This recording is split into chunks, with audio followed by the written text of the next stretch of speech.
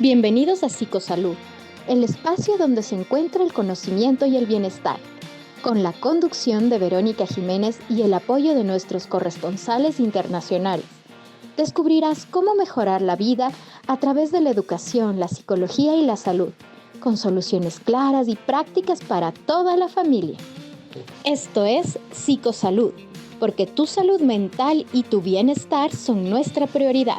Comenzamos. ¿Alguna vez te has sentido distraído, olvidando tareas o luchando por concentrarte? Quizás conoces a alguien que se siente así todo el tiempo. Hoy en Psicosalud vamos a hablar sobre el trastorno por déficit de atención e hiperactividad, más conocido como TDAH. Muy buenos días, bienvenidos a su programa Psicosalud. El día de hoy hablaremos de un tema realmente importante. ¿Sabes qué es el trastorno por deficiencia de atención e hiperactividad? Este es un trastorno que funciona diferente en la sociedad, hace que las personas sean neurodiversas.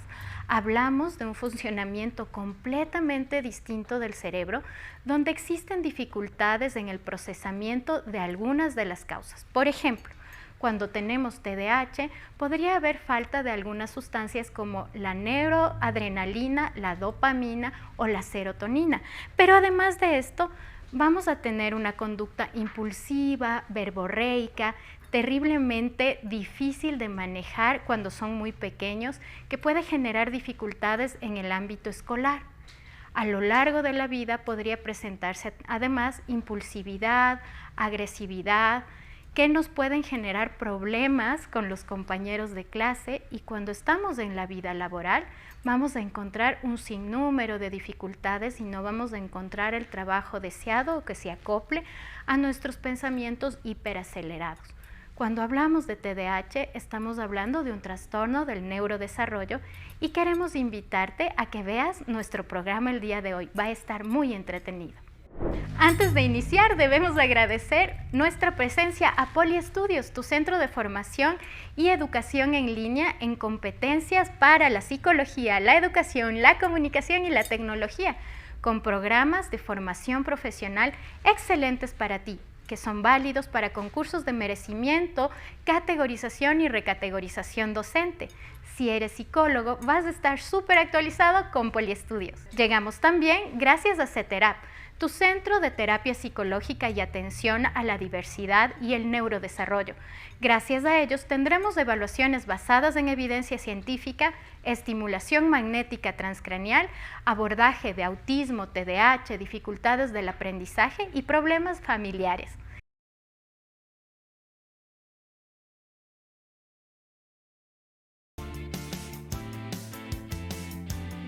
Transformamos la manera en que los profesionales de la educación, psicología y comunicación se capacitan y crecen en sus carreras. Con programas 100% virtuales, tendrás la flexibilidad que necesitas para aprender desde cualquier lugar, a tu propio ritmo y con los mejores profesionales. Poliestudios, capacitación que transforma.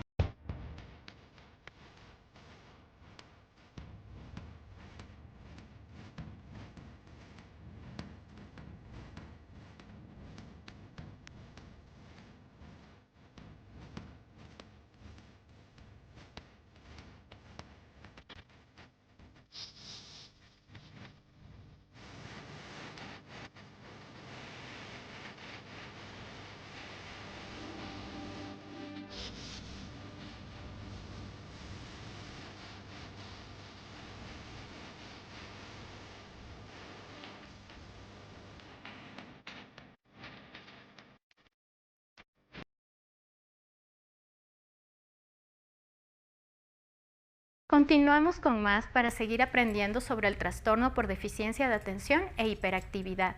Es un trastorno que afecta la concentración, la memoria e inclusive la velocidad del procesamiento. ¿Quieres ver más? Síguenos. ¿Tu hijo tiene TDAH o lo sospechas por sus problemas de atención, hiperactividad o impulsividad? Seguro que has vivido en carne propia sus problemas con los estudios, las relaciones sociales o las conductas y el comportamiento. Y en la mayoría de los casos, sin entender lo que estaba pasando realmente. Seguro diste por hecho que tu hijo no podía hacer más o que simplemente no se esforzaba lo suficiente. Hoy en Psicosalud te cuento la verdad sobre el TDAH y por qué le provoca a tu hijo problemas. Además, te enseñaré las pautas para que puedas identificarlo y conocer el tratamiento y la terapia más adecuada para resolverlo y que consiga normalizar al 100% su situación personal, social y familiar. ¿Qué es el TDAH? El TDAH es un trastorno del neurodesarrollo en el que se produce una alteración de la maduración principalmente de la región delantera del cerebro, el lóbulo frontal, que es donde se localizan los mecanismos que regulan nuestra capacidad de autocontrol. De esta forma, nos cuesta controlar la atención, los movimientos y los impulsos, y por eso pueden aparecer los problemas con los estudios, con la conducta o con las relaciones sociales. La frecuencia actual del TDAH es alta, más o menos un 7%, lo que equivale aproximadamente a un niño por cada clase.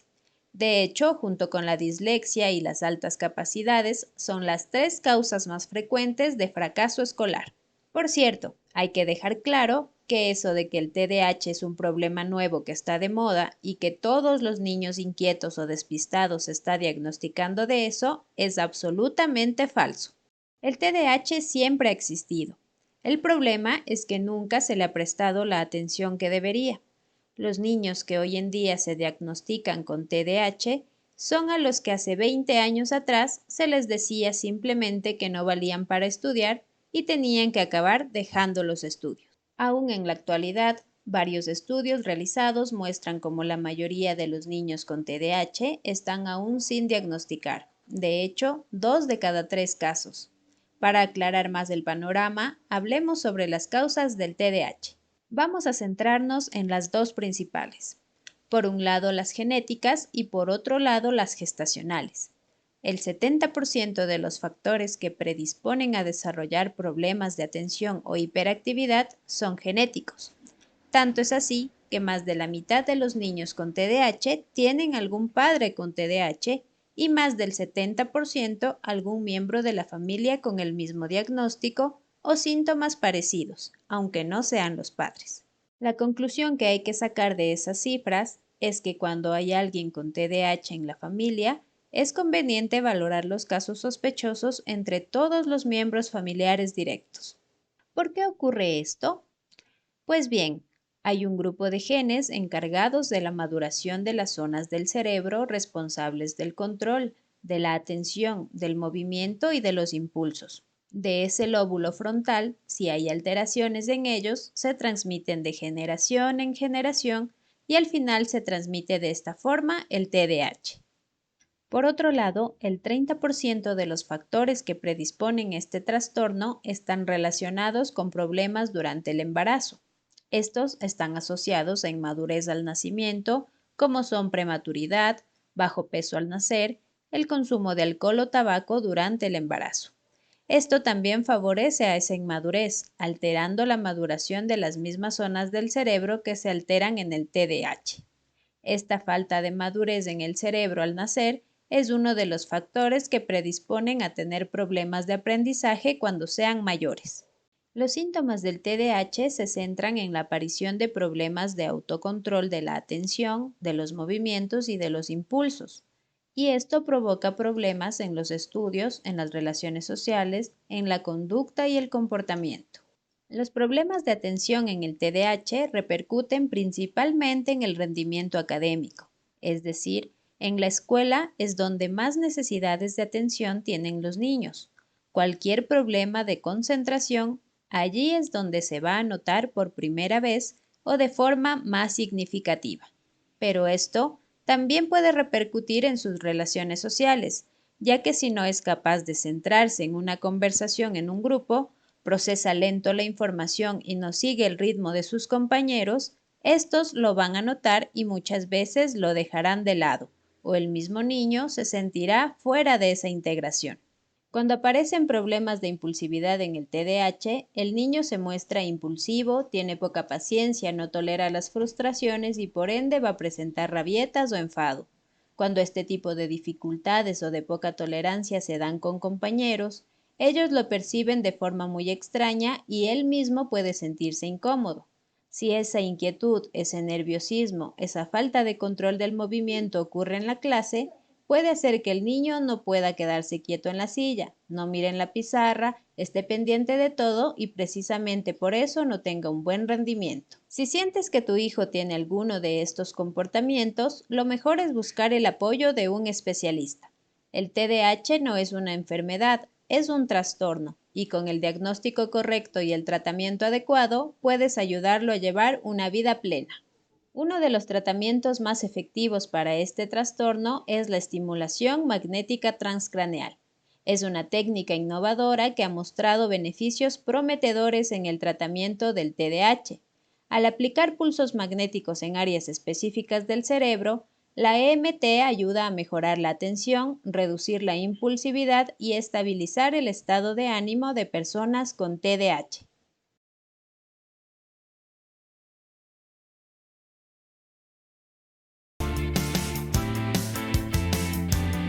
Transformamos la manera en que los profesionales de la educación, psicología y comunicación se capacitan y crecen en sus carreras. Con programas 100% virtuales, tendrás la flexibilidad que necesitas para aprender desde cualquier lugar, a tu propio ritmo y con los mejores profesionales.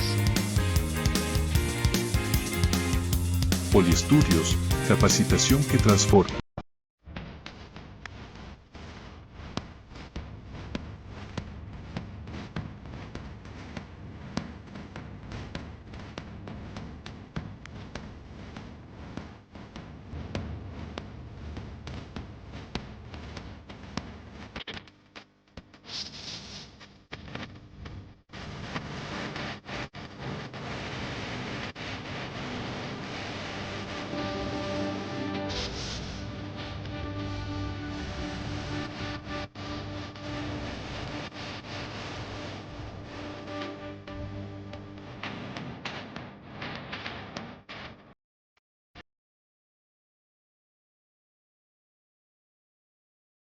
Continuamos con más de tu programa Psicosalud, reconociendo el trastorno por deficiencia de atención e hiperactividad que afecta el lado prefrontal de tu cerebro y también algunas sustancias como la dopamina, serotonina y neuroadrenalina.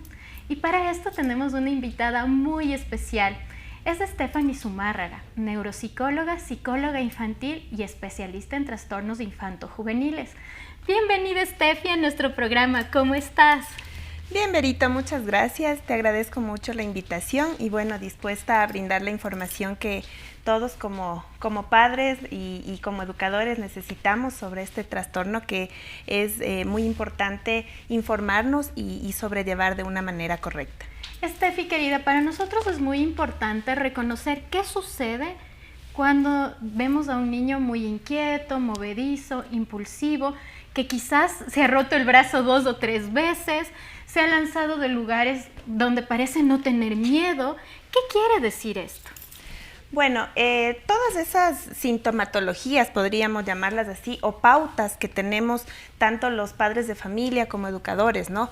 Son ciertas conductas que empiezan a tener nuestros hijos, nuestros niños en la escuela, que ya nos dan signos de alerta, ¿no? Como caídas frecuentes, como que la maestra nos dice que está interrumpiendo mucho en clase, o en casa cuando tienen hermanitos, existe a veces situaciones de agresividad o dificultad en normas y reglas. Son alertas, signos de alertas en las conductas de nuestros niños y que nos quieren decir que alguna situación está pasando, ¿no? No todo debe ser TDAH, pueden haber muchos trastornos en el neurodesarrollo. Mi pregunta es, ¿cuáles son las características más importantes que una madre de familia puede observar en su hijo con TDAH? Bueno, es súper importante la detección temprana, ¿no? Entonces, siempre como madres debemos de estar muy atentas a sintomatologías desde muy pequeñitos. Por ejemplo, dificultades sociales primero, en relacionarse, porque no pueden se les dificulta mucho reconocer sus emociones, gestionar sus emociones con sus pares, entre familia, con los adultos, es como la primera sintomatología. Otra signo de alerta como padres de familia es incluso en el lenguaje.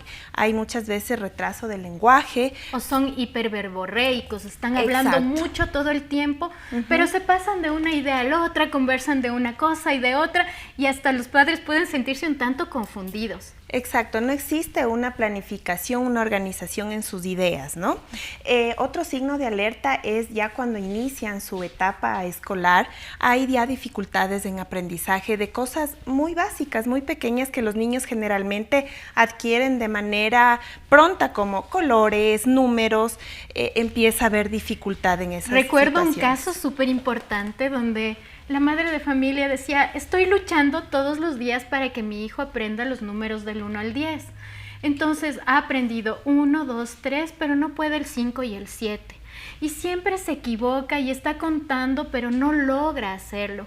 Otra de las cosas que hemos visto es que esta fase hiperverborreica que pudiesen tener o un lenguaje adelantado para su edad, tener 12 meses, 13 meses, 14 meses de haber conseguido el lenguaje, pero es un lenguaje muy acelerado. Estas características pueden formar parte de un trastorno por deficiencia de atención. ¿Y cómo intervenimos en esos casos? ¿Qué debe hacer la psicóloga, la neuropsicóloga en su intervención? Bueno, lo más importante antes de la intervención es esta evaluación neuropsicológica que debemos hacer, ¿no? Porque no todos los niños o adolescentes con TDAH tienen la misma sintomatología. Entonces, no podemos tratar de la misma manera haciendo un diagnóstico similar en todos los niños. Tenemos que en esta evaluación detectar qué funciones ejecutivas están afectadas para trabajar. Generalmente es la atención, la concentración, el lenguaje, toda la memoria, generalmente la memoria de trabajo, ¿sí? La flexibilidad cognitiva. Entonces son esas cosas que más debemos enfocarnos en la terapia. Y obviamente, aparte de las funciones ejecutivas, nunca descuidar la parte emocional, ¿no? Porque el trastorno por deficiencia de atención e hiperactividad además tiene un sinnúmero de comorbilidades como la depresión, la ansiedad, el abuso de sustancias estupefacientes y psicotrópicas y muchas otras cosas más. Entonces, la evaluación o el protocolo de evaluación del TDAH además debe incluir este rasgo de los factores emocionales, ¿no? Así es. Generalmente también se presenta mucha deficiencia en la parte del manejo de emociones, gestión de emociones, y lleva también a cómo van desarrollando su autoestima, ¿no? Son niños y niñas que generalmente están expuestos a llamadas de atención continuas, a que les juzguen, a incluso de sus compañeritos ser rechazados o ellos mismos sentirse no parte del grupo y aislarse, entonces se ven afectados en su parte de autoestima. Entonces, bastante importante, aparte de trabajar en las funciones ejecutivas, no descuidar esta parte emocional, que como dices, Berito, puede llevar ya después a situaciones de adicciones, de drogadicción, de la parte social también. Entonces hay que cuidar mucho esta parte. Nosotros sabemos que el TDAH tiene algunas consideraciones y quisiera preguntarte cuáles son aquellos factores que contribuyen a que exista un trastorno por deficiencia de atención e hiperactividad. Y te hago esta pregunta porque muchos padres de familia llegan al consultorio y te dicen, ¡ah! Es que yo me siento súper identificado, mi hijo es igualito a mí y yo de pequeño hacía esto y de pequeña hacía aquello. Entonces, esta parte es muy importante de reconocerlo y quiero que les digas a nuestros visitantes del programa Psicosalud, los cuentes qué es lo que deben observar en ellos mismos para entender a sus hijos. Exacto, así es. Bueno, la mayoría de estudios que se han hecho del TDAH reflejan que el 70% de los infantes que tienen este trastorno es a nivel o se produce supuestamente a nivel de un tema genético, ¿no? Una hereditario. Exacto, hereditario. Entonces hay que estar muy atentos en cómo fue nuestra infancia, comparar un poco en cómo era yo de niño, de niña, qué conductas, qué comportamientos tenía, qué reacciones tenía a diferentes situaciones, cómo me corregía mi maestro, cómo me relacionaba yo con las personas y comprender un poco más de la conducta de mi hijo. Entonces, puede ser un factor hereditario, ¿sí? Y que generalmente o muchas veces no es solamente de los padres, ¿no? Uh-huh. Puede haber también por ahí un tío o abuelos que mantengan esta sintomatología que no fue detectada. Estefi, quiero que me hagas una breve reseña de lo que significa tener TDAH en niñas, porque es completamente distinto a tenerlo en niños. Las niñas parece que pasan desapercibidas o no les prestas atención, es como que no existieran. Así es.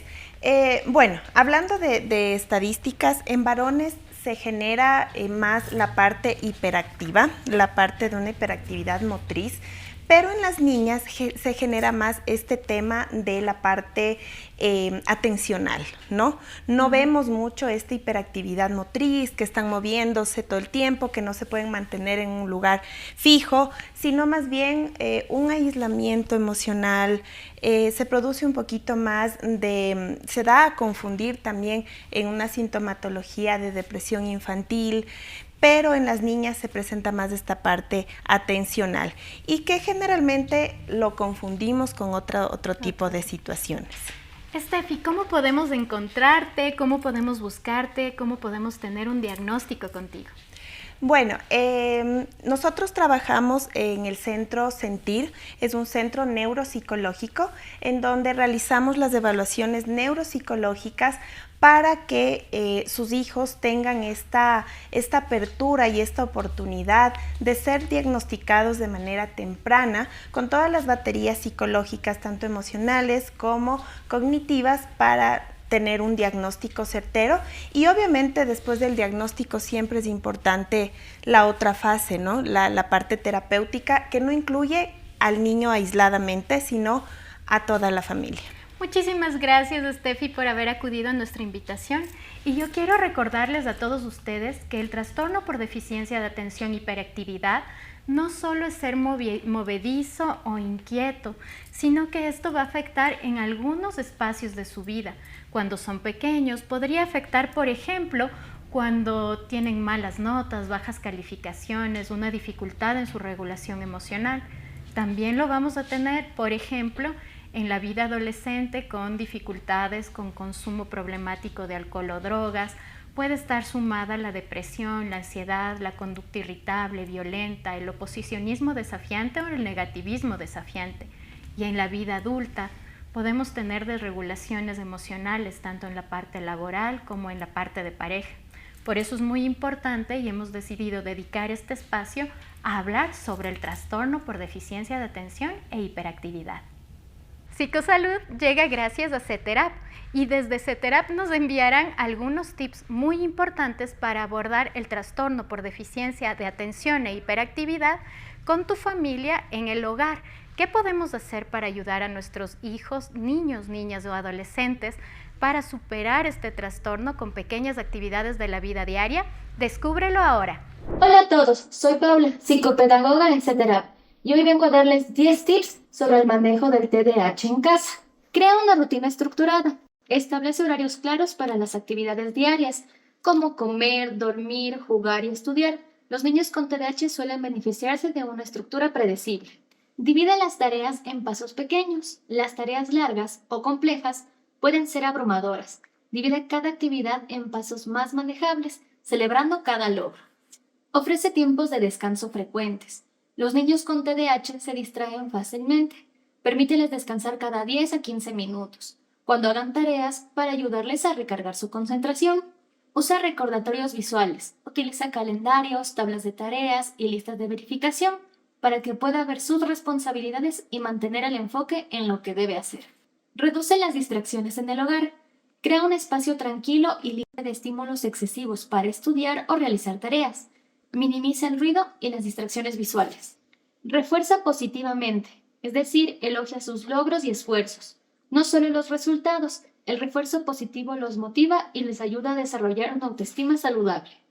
Sé paciente y empático. El TDAH puede ser frustrante tanto para el niño como para los padres. Escucha y comprende sus dificultades, ofreciendo apoyo y recordándole que está acompañado en cada paso.